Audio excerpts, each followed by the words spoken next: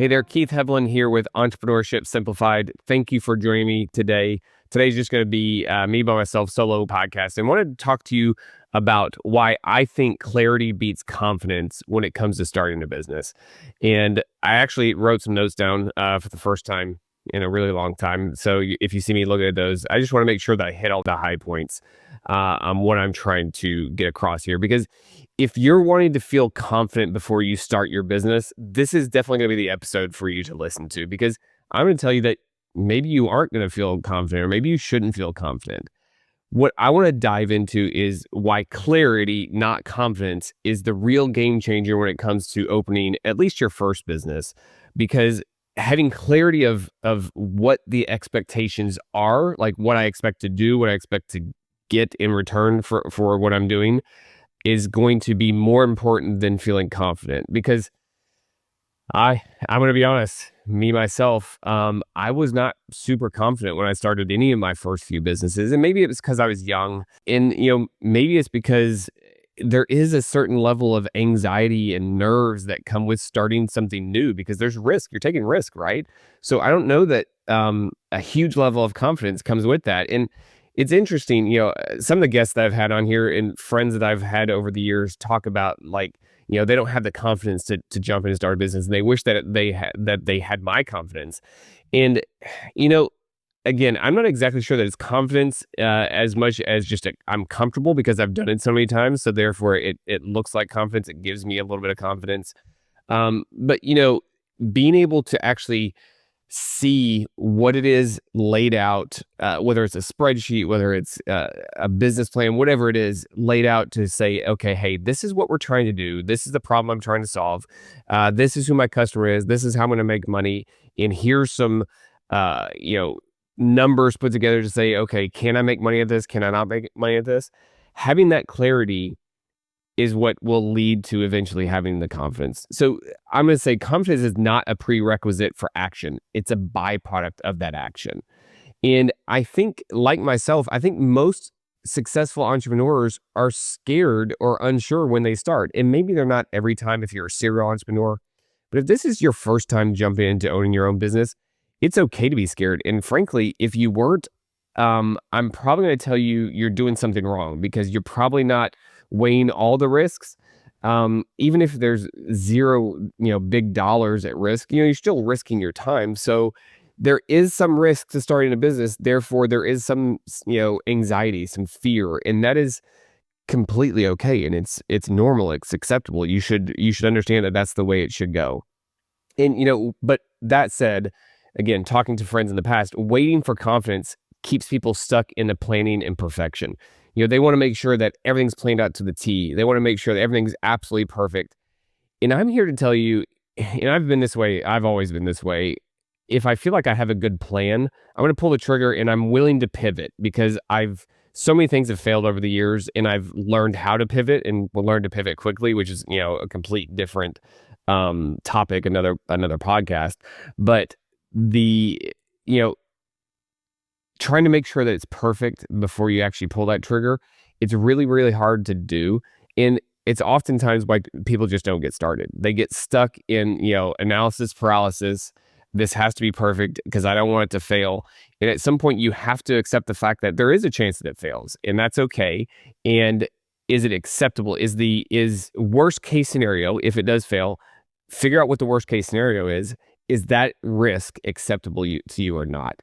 And then if you have clarity and that you have a good plan, you gotta weigh that out, right? And say, okay, I believe in my plan. I have clarity in what's going to happen, and that outweighs my fear of failure. And because I'm willing to accept that risk, so hey, let's get started. So why I think clarity wins again is clarity gives direction. It answers, who am I serving? What problem am I solving? How am I going to make money? Right? So those are the big things, right? Oftentimes people get into entrepreneurship, start a business because they want to be their own boss. They want to run their own thing. They want to have their own gig. Perfectly fine. Absolutely. I mean, that's a big reason why I am a serial entrepreneur. I don't like working for other people. That said, you have to be very, very clear on who it is that you're serving, what problem are you solving, And then how do you turn that into actually making money? Because I have seen many people, especially with people who want to invent something to make a widget. I've seen many people go, "Hey, this widget that I have right here is genius. It's brilliant. It's awesome. It solved this problem for me." And then they bring it to me and they talk to me about it. And this happened recently. They talk to me about it. And it's like, hey, okay, yeah, no, I see that that's a brilliant widget. I agree that it helps solve your problem better than anything else that you could come up with. But do other people actually have that problem? Do they know that they have that problem?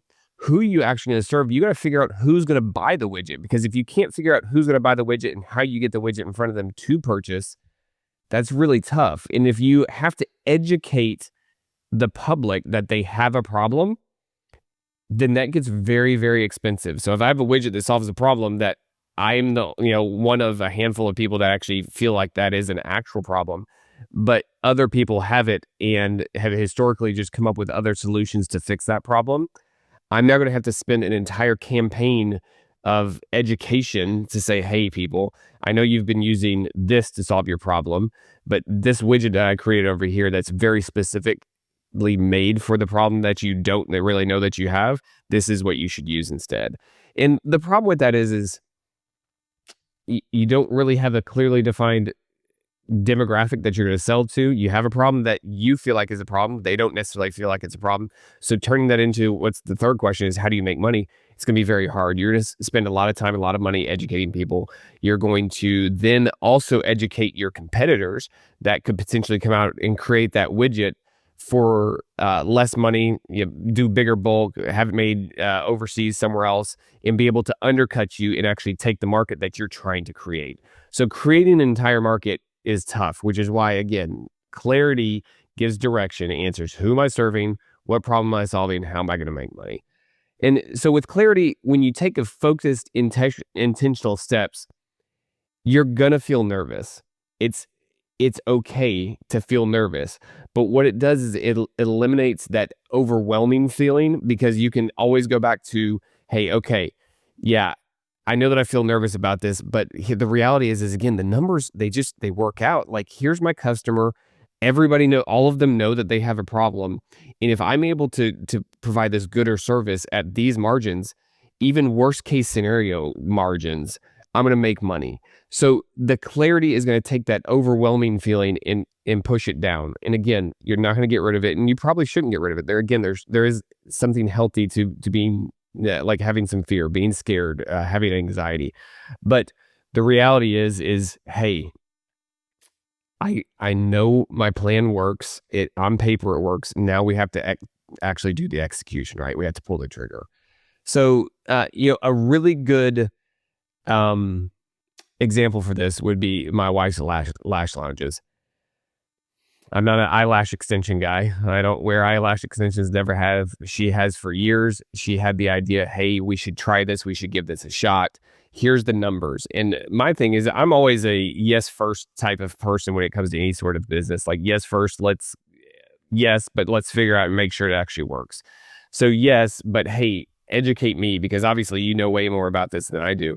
And my wife had it completely listed out. She had a business plan, she had projections, she had done tons and tons of research into how much she's going to have to pay people, what her overhead was going to be, what her fixed expenses are going to be, what her variable expenses are going to be, the margins that she was going to be able to charge based on the markets that she was looking at going into, and saying, okay, hey, based on all this, putting together some very complicated projections, we can make money. I mean, worst case scenario, we don't make a whole lot of money, but we aren't going to lose money. And again, there was some pivoting that had to take place, but overall, it worked. Her plan and her preparation gave me clarity, obviously gave herself clarity as well, but it gave me clarity, which then, was able to give me confidence to pull the trigger and say, hey, yeah, we should start this business that is not even in the same city or state that we are living in right now. And the ability to, again, plan it all out and say, hey, this is who we're serving, this is the problem we're solving, and this is how we're going to make money, made it so the clarity trumped the anxiety and the fear that I had, because I didn't know the market. I didn't know the business model. So ways to get clarity, 3 ways to get clarity is define your why. Why do you want to become an entrepreneur? What are you hoping to change? Are you hoping to change the world? Are you hoping to change your circumstances, your family circumstances? Why is it that you actually want to be an entrepreneur? And it's completely okay if you want to be an entrepreneur and you're not trying to change the world. I know a lot of people are super passionate about it and have a passion project, and I want to be able to take this passion of mine, turn it into a business and change the world. That's great. There's absolutely nothing wrong with that. We need more of that, right?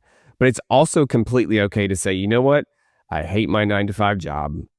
I can't stand like the fact that I have to work until 10 o'clock every night and I don't get to spend time with my kids in the evening, or I don't get to coach my kids' little league games. Things like that. That's also an acceptable why for why you want to be an entrepreneur. And for what you're hoping to change, it again, it doesn't have to be the world.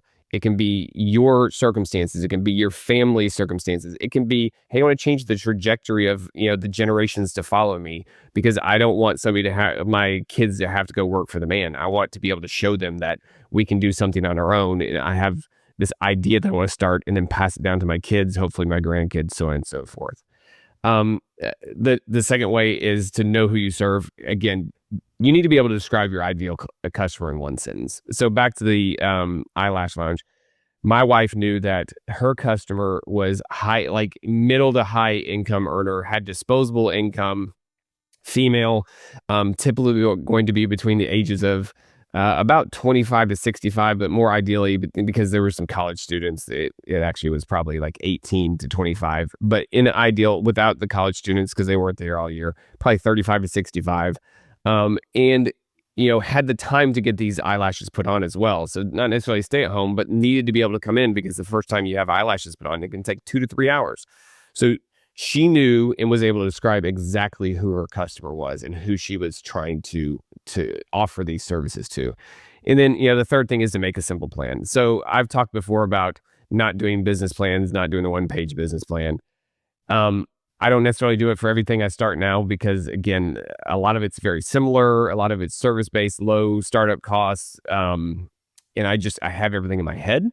But especially if this is your first time, you definitely should take the time, write out a business plan, use ChatGPT to help you, use Claude, use Gemini. There's so many different AI things out there that can help speed up the process of creating a business plan and actually teach you how to make a business plan. Because you can Google it and find, step by step. But honestly, the way AI works now, my gosh, it's amazing, and it can help speed that process up. And also it's going to help. You can say, hey, ask me questions, ask me questions about the business. Try to poke holes in my business plan, because you can give it back to it, to ChatGPT, and try to, and have it be kind of an advisor. Obviously, you got to make sure that what it's telling you is correct, and, it's not poking holes that aren't able to be poked.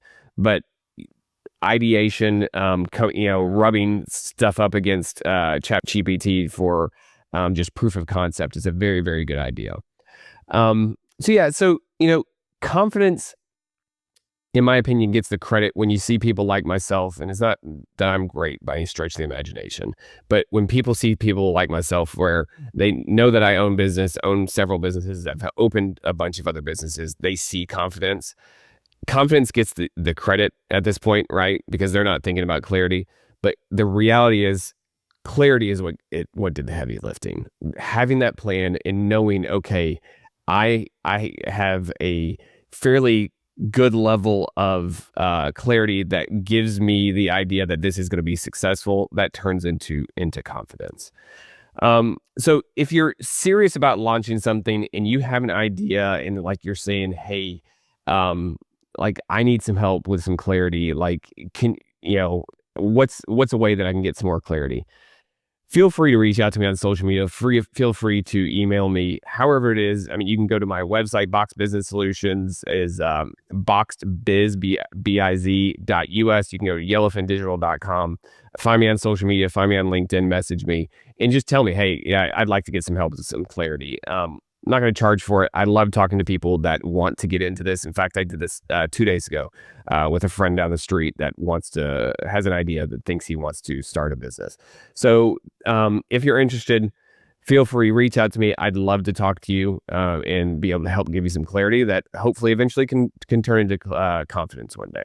So if you made it this far, thanks for listening to the podcast. I hope this was helpful to you. I hope that I gave you some clarity on the difference between clarity and confidence, and that you can take this and apply it to an idea that you have and hopefully launch your entrepreneurial journey. We'll talk again soon. Thanks for listening. All right, that's a wrap for today's episode. Your next step, take what you've learned today and put it into action. Now, if this episode gave you something to think about, do me a favor and leave a review, or share it with someone you think needs to hear it. And if you have any thoughts, let's continue this discussion. You can find us on social media, Facebook, Instagram, and LinkedIn. Let's simplify entrepreneurship together. We'll see you on the next one.